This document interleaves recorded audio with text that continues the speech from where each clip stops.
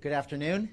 Thank you all for coming here today. I am Chad Bianco. I'm the Sheriff of Riverside County, and we are obviously here to talk about an incident that occurred yesterday at the rally that former President Trump had in Coachella. There has been a lot of media stir beginning last night with social media and further on today about the arrest, and so I am here to give you as much information as I can. I will answer all of the questions that you have. Keep in mind that the information that I'm going to give you may not be all of the information that I have, but because of what we're doing and because of the investigation that will obviously continue concerning this, there are some things that I cannot give you or that I will not give you, but I will do everything I can to answer your questions. So to begin with, yesterday afternoon, before former President Trump arrived to the rally, we made contact with an individual on the inner perimeter of our operation at the rally. As you can imagine, this was a very large event. In regard to previous attempts on the former president's life, this was not something that we were taking lightly. We had a very detailed plan in place on how we were going to keep not only the former president safe, but all of the participants or the attendees of the rally safe. So in general terms, I will tell you that we had a larger outside perimeter and then an inside perimeter that was completely controlled by us, by Riverside County Sheriff's deputies, and both of them served different purposes. We did not keep residents from their homes. We did not keep people that were traveling through the area from going through if they had a legitimate reason to go through. So the outside perimeter was basically to allow people in that we thought belonged there. The inside perimeter was to make sure and to make sure people were proceeding in the right direction.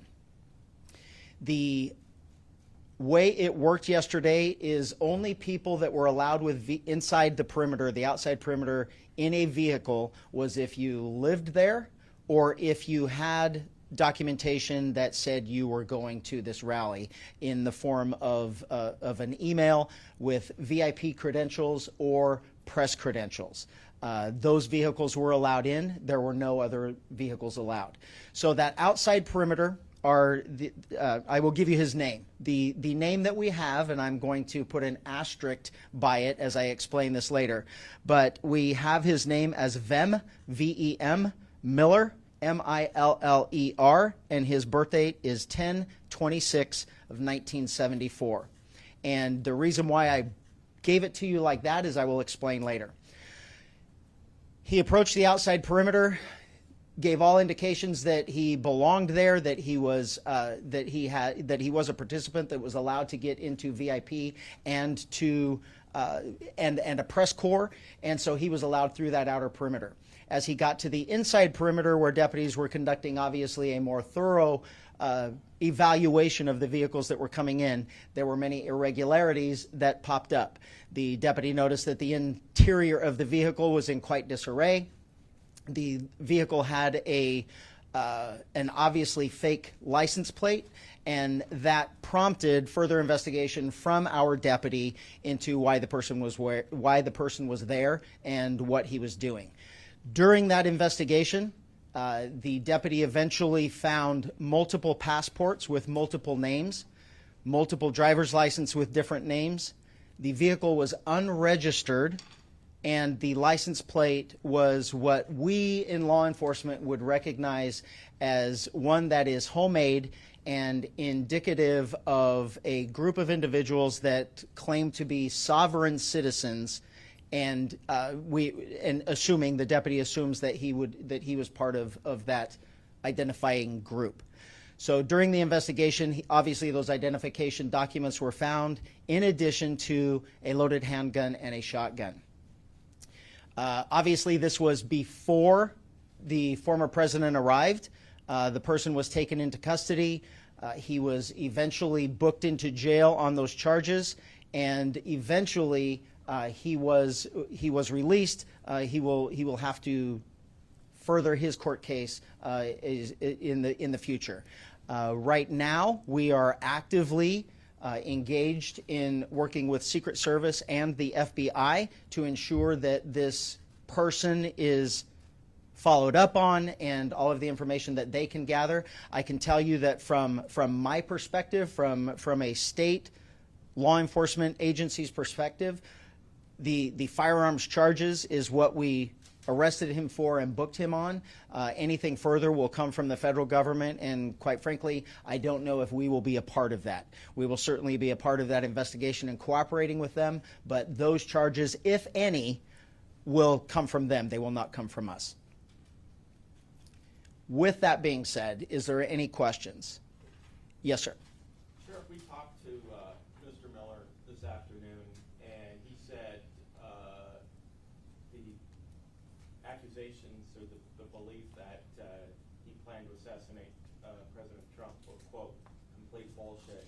He said that he had a special access pass that was issued to him by a Republican group in Clark County, Nevada, and that when he rolled up to the checkpoint, he told the deputies that, in his words, as a courtesy, that he had firearms in the trunk of his car.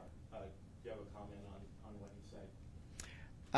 I will not comment on what he said or specifics that we learned or gained from our contact with him. Quite frankly, I'm not really concerned with the statement that he gave the media after he was released from custody. I can tell, well, because it's irrelevant to me. I mean, as far as I'm concerned, there were a minimum of 25,000 people that entered past those deputies into that location that had legitimate identification and weren't carrying guns. So I will just go from there. Right, yes, ma'am. Sir, you've been quoted as saying we probably stopped another assassination attempt in the press enterprise, and then obviously just gave us all of that information. I'm just curious how, what about what happened led you to that conclusion and that statement, given what you just explained about what you saw in the car and everything? Yeah, so basically, I honestly, I will be honest with you, I don't remember saying that, but it certainly would be something I did say because it's something that in the last 12 hours we've talked about extensively of what happened. Thank God, and by an act of really what we did in the week leading up to keeping that place secure, I certainly wouldn't want to be saying after the fact that I wish we would have done something to prevent that shooting. And there is absolutely no way that any of us are going to truly know what was in his head. I can tell you that none of the other probably 50,000 people that showed up yesterday for that event brought multiple passports with different names and guns. And if there is any further statement about whether or not he belonged there, the statement of him saying that he was given credentials to be there by someone else, that's not up to me to decide. I mean, we didn't arrest him for going inside the facility. We arrested him for having guns, illegal guns in his car. What his frame of mind was, all we can do is speculate, unless we truly just want to believe anything that he tells us. I guess it's just, given everything that's happened leading up to in this presidential campaign so far, it's just quite a dramatic statement to make, given what we've seen so far. I mean, A dramatic statement for me to make? Well, yes. I mean, I guess, but there wasn't any. I mean. So this is what I'm glad of. This is what I am very glad of. I know that the presence that we had at the rally with deputies, with snipers, with counter snipers, and Secret Service snipers and counter snipers, I am glad that we're not talking about this after we shot him. We get to talk about it before, and no matter what, it's all going to be speculation about what his intentions were getting there. What we do know is he showed up with multiple passports with different names, an unregistered vehicle with fake license plate, and loaded firearms. If you're asking me right now, I probably did have deputies that prevented the third assassination attempt. If we are that politically lost, that we have lost sight of common sense and reality and reason, that we can't say that, holy crap, what did he show up with all of that stuff for and loaded guns, and I'm going to be accused of being dramatic. We have a serious, serious problem in this country, because this is common sense and reason. I saw some of you there yesterday. You didn't have guns and fake IDs. I don't know how else to explain it. Sheriff, you were talking about the two perimeters and how, the one checkpoint and you go to the inner one. I'm just curious, did he have the proper credentials to get past those? Did that check out? It was just what was in the car that was the red flag, but the credentials perhaps checked out with the deputies to get that access. So if you went there, the credentials are come out at the very last minute, and they are very, very vague. So there's actually 3 different points of contact and entry. We had an outer perimeter, an inner perimeter, and then you still have to go through Secret Service metal detectors and final big screening to actually get inside the facility. And that is where they would verify whether those were real. And to be honest with you, that thing that you have on your phone, it's all whether or not they have you on a list. It's not just showing up with a piece of paper and saying, I'm in. It's whether or not you really did apply through that website to get in. Secret Service does an extremely good job of trying to pre-vet people that are trying to get those tickets to get inside the... And I'm sure this is probably part of the investigation, but did he say why he had all these passports to the deputies, what all this was? No. And then one thing about I will confirm, just because it was said of what him saying that someone else gave him a pass. Well, you don't get to give away passes to go to a rally of a former president or even the vice president going to her rallies. We don't get to share those things. I can't share it with my spouse, let alone with friends. So all of those things are red flags for us going in. None of those things made sense. So it wasn't that we could verify individual documents that we had, because there really isn't those things. And that would have been done at the final checkpoint going through that is completely run by Secret Service. Thank you. Sheriff, can you confirm that this suspect here, I know you all are currently investigating him, looking into his past. He's a member of the Republican Party and previously ran for state assembly in Nevada. Second part of the question, have you heard from the Trump campaign, Secret Service, in response to the actions that your deputies took? I'll take the last one first. It was, we certainly are still in contact with Secret Service and the FBI, because this is obviously something that occurred that we'll be continuing to go till we get to the bottom of it, until there's a resolution to the entire thing. The second thing and the second and third thing, I knew this was going to happen. I couldn't care less what political party he belongs to. I honestly, I think that's the stupidest thing in the world, that we have to label something and we're labeling this as politics. He was a lunatic. He was, from my perspective in law enforcement, it's that group, if in fact it turns out that he is part of the sovereign citizens group, they are certainly considered a far-right group. I wouldn't, in my own personal belief, I wouldn't say it's a militant group. It's just a group that doesn't believe in government and government control. They don't believe that the government and laws apply to them. So I think it's fringe one way or the other. I couldn't care less. It's people trying to do harm, and thank God we prevented it. Can I ask one other just clarifying question about Yes. the cars? Was every single car that was entering the space, and I apologize because I wasn't there, so I wasn't sure about the setup, but was every single car checked? This was the only car that drew attention yesterday. Is that accurate?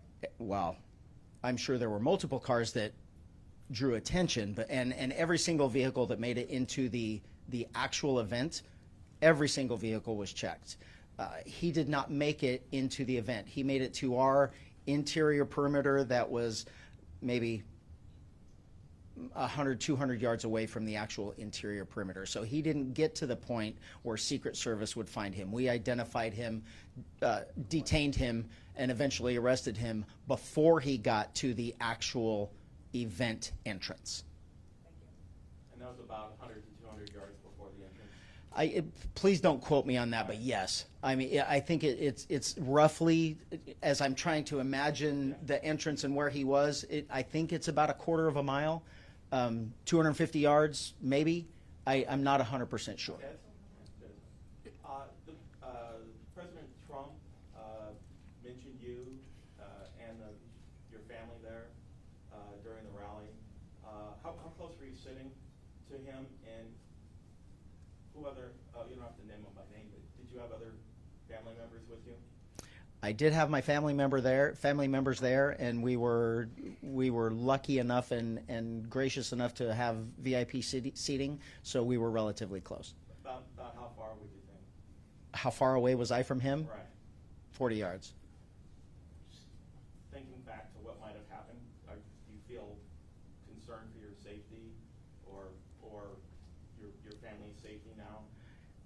I will tell you, as the sheriff of Riverside County, and knowing what we know going into this event, that there had been 2 attempts on our former president's life, and the amount of people that were going to be coming to this in such a short notice, what my team was able to do and what we did for the goers to this event, for the attendees, I was completely confident that there was absolutely nothing going to happen inside that facility, and I am inside that venue, and I am extremely proud of what the deputies did and the buy-in, the personal buy-in that they took upon themselves to ensure the safety of our former president and the attendees of that rally.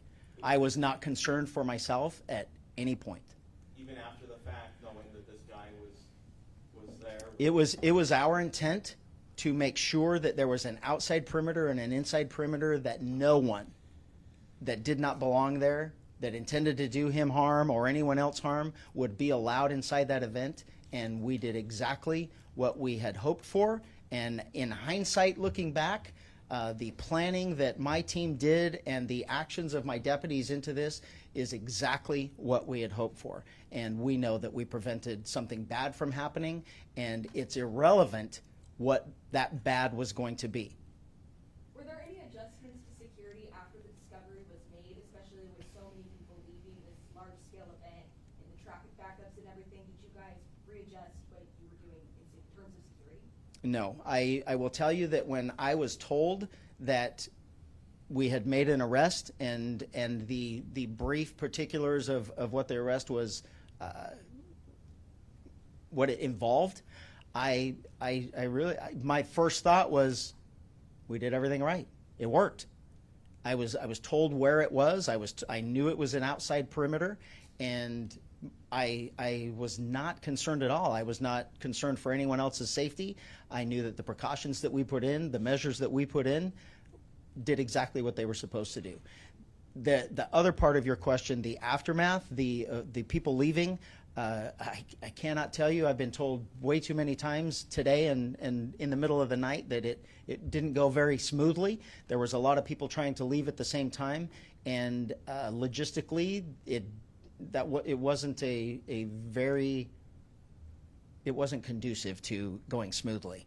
And as far as we know, there were no injuries, there were no incidents, there was no neighbors called to complain or anything like that. And as far as I know, everyone made it home safely. So 2 different questions there, or parts to it, but we did not do anything different. I will say, I take that back. We did. There were a lot of people that have complained or that have said or wondered why there are deputies in riot gear. We had deputies that were off-site that were ready for something, to respond to something should something happen, and they were never intended to come inside the facility unless that happened. Afterward, when everything was over and it was obvious there were problems with people leaving, with people trying to get over fences and those types of issues, we did bring those deputies in just as extra help in funneling people out. There was never any, the only odd part about that was they were prepared all day in their riot gear, if you want to call it that, and that's how they showed up. We got them there as quick as they could. There was never any, we certainly didn't treat it like a riot situation. It wasn't. Everyone was very orderly in their efforts to leave, and we just ensured that no one got hurt or everyone stayed out of the street, stay on the sides, and everything was orderly. But other than that, everything was fine, and as we went throughout the day yesterday, we didn't change anything. Sheriff, can I ask you a question? How many guns were found? How much ammunition was found? What charges were filed? When is the arraignment? Anything else related to that? There were 2 guns and multiple boxes of ammunition for both. There was a handgun and a shotgun. And he was cited for the gun. They were unregistered firearms, so he was cited for the unregistered loaded firearms in a vehicle, and he was those are state crimes, and he was released on those crimes. He was booked into jail and released with a promise to appear at a future date in court. And I'm sorry, I don't know what that date is. I'm sure on our Jim's information it will show when his next court date is.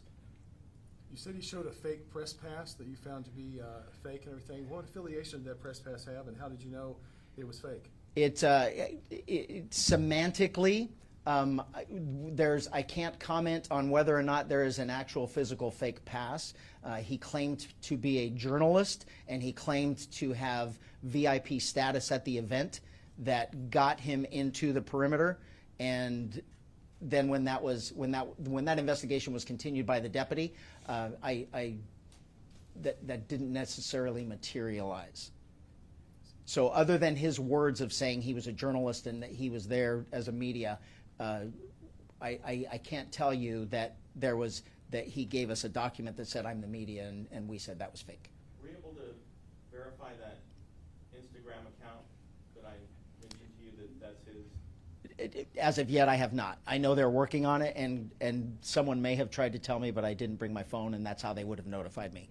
I know we're actively trying to track that down, as well as Secret Service and the FBI. And so who's investigating now? Our investigation is relatively done. The continuation will be a cooperation between us, the Secret Service, and the FBI. More than likely, federal charges like that would be headed by the FBI. I can't say that for sure.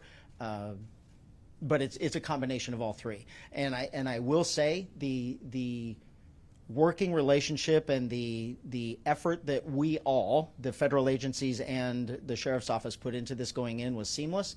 The communication is great. I have no complaints, and it's certainly, by me telling you it's someone else's investigation, that's just the nature of a federal crime. If they are ever able to prove that it was assassination attempt, and I'm not saying they're going to be able to, but anything like that would be federal. The state crimes are the weapons charges that we arrested him for.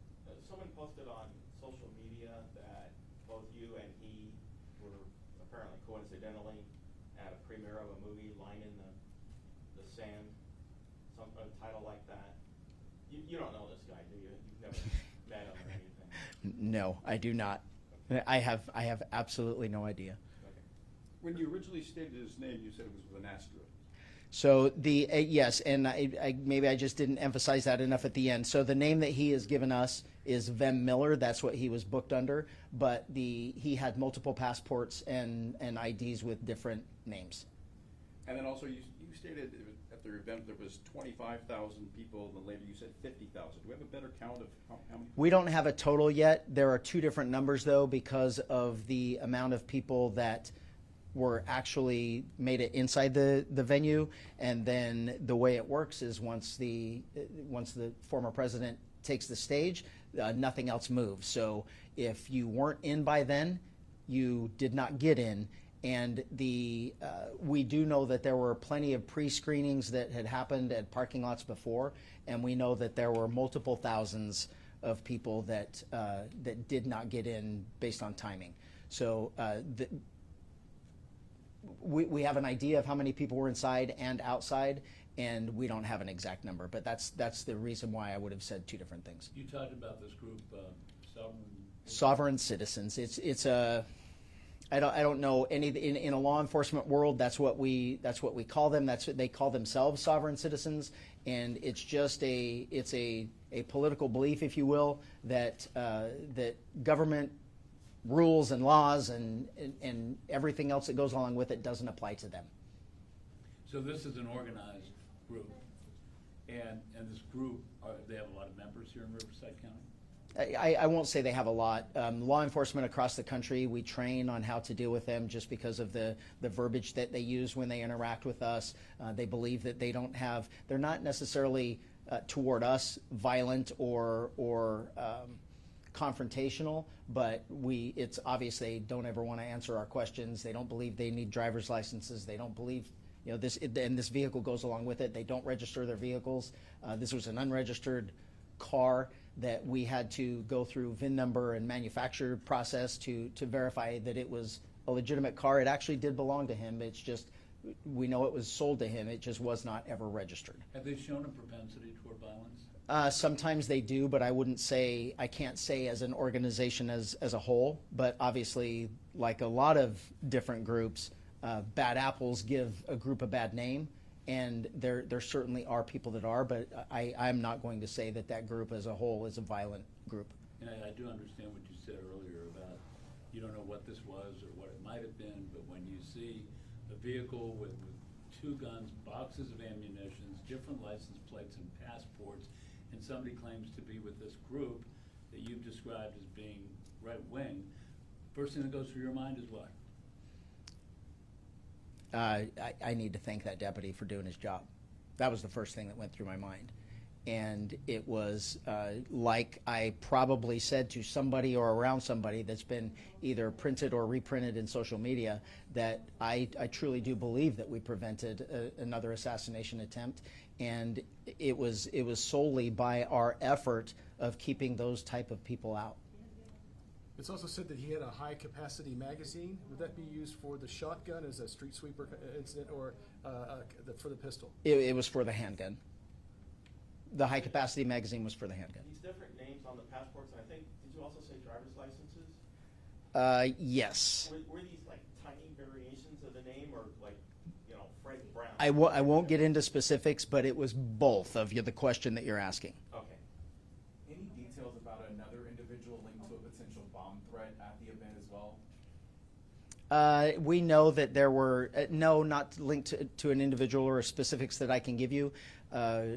We are aware of our dogs and federal dogs that hit on people or things that we ended up not letting in, but I don't have any specifics on anything like that. There was nothing that rose to this level. Anything else? Thank you. Okay, thank you for coming.